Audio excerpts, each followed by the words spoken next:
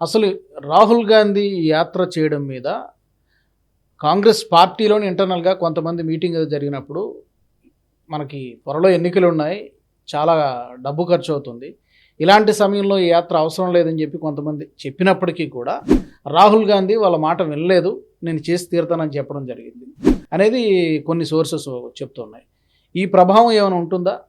మీకు గుర్తుంటుంది రాజుగారు, ఈ ఫస్ట్ ఈ ప్రపోజల్ వచ్చినప్పుడు వారం ముందు ఈ ఇండియా కూటమి మీట్ ముందు వచ్చింది ఈ ప్రపోజల్.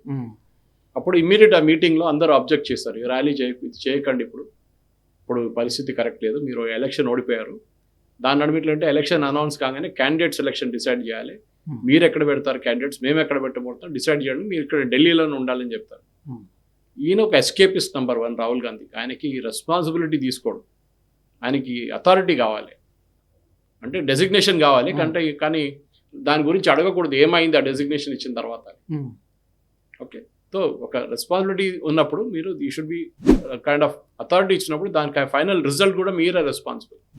కోహ్లీని కెప్టెన్ కాబట్టి నాకు తెలియదు టీం ఓడిపోతే నేనేం చేయాలని చెప్పేసి ఆ బ్యాట్స్మెన్ ఆడలేదు, బౌలర్ ఆడలేదు అంటే అవుతుందా? మీరు క్యాప్టెన్, ఒకసారి ఓడిపోతారు, 2 సార్లు ఓడిపోతారు, 3 సార్లు ఓడిపోతారు, తీసి పక్కన పడేస్తారు. చూసాం కూడా మనం జరిగింది, అది క్రికెట్ పార్లెన్స్లో నేను ఒక ఎగ్జాంపుల్ ఇస్తాను. కానీ రాహుల్ గాంధీ ఎన్నిసార్లు ఓడిపోయినా కానీ ఆయన టీంని దిగరు, ఆయన అప్పుడు కూడా క్యాప్టెన్ ఉంటాడు. ఇప్పుడు నాన్ ప్లేయింగ్ క్యాప్టెన్ అంటారు. ఖర్గే గారిని పాపం ఆయన తీసుకొచ్చి పక్కన పెట్టారు, ఆయన ముసలాయన, ఆయన ఎక్కడ తిరగలేడు ఎక్కువ. ఆయన ఏ డిసిషన్ తీసుకోవాలన్నా రాహుల్ గాంధీతో అడగాలి, ఈవెన్ బాత్రూమ్కి వెళ్ళాలంటే కూడా ఫ్యామిలీ పర్మిషన్ తీసుకోవాల్సిందే ఆయన. కేసీ వేణుగోపాల్, నేను చెప్పాను దీనికన్నా ముందు, వాడు అహ్మద్ పటేల్ రోల్ ప్లే చేస్తున్నాడు. ఇప్పుడు అహ్మద్ పటేల్ ఎక్కడ ఉన్నాడు, ఆయనకి ఉన్న ఎక్స్పీరియన్స్ ఎక్కడ ఉంది, ఆయన ఇందిరాగాంధీ టైం నుంచి హ్యాండిల్ చేసుకొస్తున్నాడు. ఇంకొక ఫ్యామిలీ రైట్ హ్యాండ్ మ్యాన్ ఉండే టామ్ వడక్కర్ అని చెప్పేసి మీకు గుర్తుండే, ఆయన ఇప్పుడు బీజేపీలో ఉన్నాడు. ఆయన బీజేపీకి వచ్చేప్పుడు ఆల్మోస్ట్ 2-3 సంవత్సరాలు అవుతుంది కేరళ నుంచి ఆయన, కానీ he was right hand man of Indira Gandhi and Rajiv Gandhi. వాళ్ళిద్దరు ఆ మనిషి ఇప్పుడు బీజేపీలో ఉన్నారు. సో వాళ్ళ దగ్గర ఏమైపోయిందంటే లీడర్షిప్ వ్యాక్యూమ్ వచ్చేసింది. ఎందుకంటే ప్రొజెక్ట్ చేయాల్సింది ఈయనొక్కడే, ఇంకెవరిని ప్రొజెక్ట్ చేయకూడదు. మరి వీళ్ళు అంటారు మోదీ గారిని చేస్తున్నారు, కరెక్ట్, కానీ మోదీ గారు పక్కన అమిత్ షా కనిపిస్తారు కదా, మోదీ గారు కాకుండా కూడా అమిత్ షా తిరుగుతారు కదా. ఇప్పుడు ఈ స్టేట్ విజిట్స్ అన్ని నడుస్తుంది, ఇప్పుడు వెస్ట్ బెంగాల్లో జరిగింది, తెలంగాణలో మీటింగ్ జరిగింది, నడ్డా గారు అమిత్ షా గారు వస్తున్నారు, మోదీ గారు వస్తున్నారు లేదు, మోదీ గారు క్యాంపెయిన్ టైంలో వస్తారు. ముందు ఎట్లా ఉండంటే పార్టీ డిసిషన్ తీసుకున్నప్పుడు 3 పేర్లు పంపిస్తుంది ఒక కాన్స్టిట్యున్సీకి, అది సెంట్రల్ లీడర్షిప్ లెవెల్కి వెళ్తుంది, అక్కడ పార్టీ లీడర్షిప్ కమిటీ మీటింగ్ నడుస్తుంది, దాంట్లో పార్లమెంటరీ బోర్డులో దాంట్లో డిసైడ్ చేసి సెలెక్ట్ చేసి పంపిస్తారు. కానీ ఇప్పుడు అట్లా జరగట్లేదు. ఇప్పుడు ఈసారి ఏం జరుగుతుందంటే అంటే ఈసారి లోకల్ నుంచే క్యాండిడేట్ డిసైడ్ చేయమంటున్నారు. అది సికింద్రాబాద్లో కిషన్ రెడ్డి పోటీ చేయాలన్నా, బండి సంజయ్ కరీంనగర్ నుంచి పోటీ చేయాలన్నా, అరవింద్ గారు నిజామాబాద్ నుంచి పోటీ చేయాలన్నా, శివలా నుంచి ఎవరు పోటీ చేయాలి, దాంతో ఇక్కడ నుంచే డిసైడ్ చేస్తున్నారు ఈసారి. సేమ్ థింగ్ వెస్ట్ బెంగాల్లో జరిగింది. టార్గెట్ ఇచ్చి వచ్చారు అమిత్ షా గారు, నాకు 2 సీట్లు కావాలని చెప్పేసి. ఆల్రెడీ బీజేపీ ప్రిపరేషన్ స్టార్ట్ చేశారు, వీళ్ళేమో నిద్రపోతున్నారు. ఎందుకంటే బీజేపీకి ఎవరిని అడగక్కర్లేదు, వాళ్ళకి చిన్న చిన్న పొత్తులు అక్కడిక్కడ ఉన్నాయి. కానీ యూపీలో అప్నా పార్టీ ఒకటి ఉంది, అది కాకుండా మన రామ్దాస్ అత్తావలి ఆయనకు ఒక 2 సీట్లు ఇచ్చేసి ఆయన కూడా పక్కన కూర్చుంటాడు. శిరోమణి అకాలీదళ లేదు వాళ్ళతో, ఇప్పుడు వాళ్ళు వస్తే మంచిదే.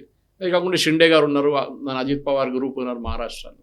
ఇట్లాంటి పార్టీలోకి ఒక మొత్తం అన్ని కలిపి 30-40 సీట్లు ఇచ్చేస్తే అయిపోతుంది, వాళ్ళ ప్రాబ్లం ఉండదు. అది ముందే ఐడెంటిఫై చేసుకుని ఉంటారు. కానీ వీళ్ళకి అట్లా కాదు కదా, కాంగ్రెస్కి వీళ్ళకి అన్ని స్టేట్స్లో పొత్తు పెట్టుకోవాలని ఉంది. కానీ ఏం చేస్తారు, మమతా బెనర్జీ అంటుంది నువ్వు సిపిఎం తీసుకెళ్తే నా దగ్గర రాకు, నిన్ను ఏం అసలు పొత్తు లేదు ఏం లేదంట.